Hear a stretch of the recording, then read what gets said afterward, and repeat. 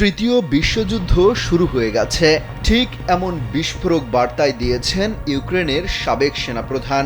Russia Ukraine যুদ্ধ, উত্তর কোরিয়ার দাপাদাপি অনেক সময় প্রশ্ন জাগিয়ে তুলছে, আসলেই কি শুরু হয়ে গেছে আরেকটা বিশ্বযুদ্ধ? ফলে স্বাভাবিকভাবেই হিসেব চলে আসে কোন কোন দেশ এই যুদ্ধে সরাসরি জড়িয়ে পড়ছে আর নিরাপদ থাকছে কারা।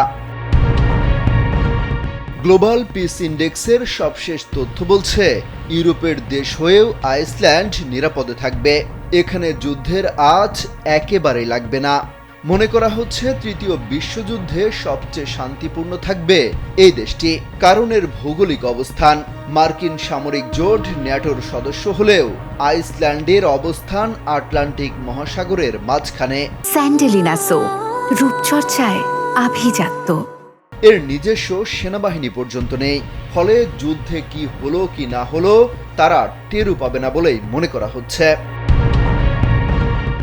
ভৌগোলিক অবস্থানের কারণে বেঁচে যাবে নিউজিল্যান্ডও। এখানে যুদ্ধের উত্তাপ পৌঁছানোর সম্ভাবনা খুবই কম।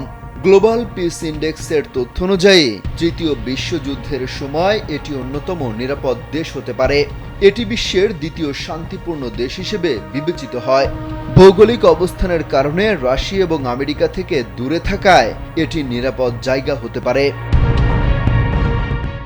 ডেনমার্ক পুরোপুরি নিরাপদ নয়, তবে সেখানে গ্রিনল্যান্ডের যে জায়গা রয়েছে সেটি নিরাপদ হতে পারে, কারণ তারা যুদ্ধ, ক্ষমতা, অর্থ, অস্ত্র এসব নিয়ে মাথা ঘামায় না একেবারেই। ইংল্যান্ডের পাশের দেশ আয়ারল্যান্ড। এটি ন্যাটোর সদস্য নয়, কিন্তু ব্রিটেনের পাশে অবস্থিত। ফলে ব্রিটেন যদি সুরক্ষিত থাকে তাহলে রক্ষা পেতে পারে আয়ারল্যান্ডও। তবে ইউরোপ, আমেরিকা, রাশিয়া, চীন, ইরান, ইসরায়েল, উত্তর কোরিয়া যুদ্ধে জড়ালে ব্রিটেনের ছাড় পাওয়ার সুযোগ থাকবে না বলেই মনে করছেন নিরাপত্তা বিশ্লেষকরা। গ্লোবাল পিস ইন্ডেক্সে কানাডার নাম রয়েছে। আমেরিকার পাশের দেশ হয়, তাদের বসে থাকার সুযোগ থাকবে না বলেই মনে করা হচ্ছে।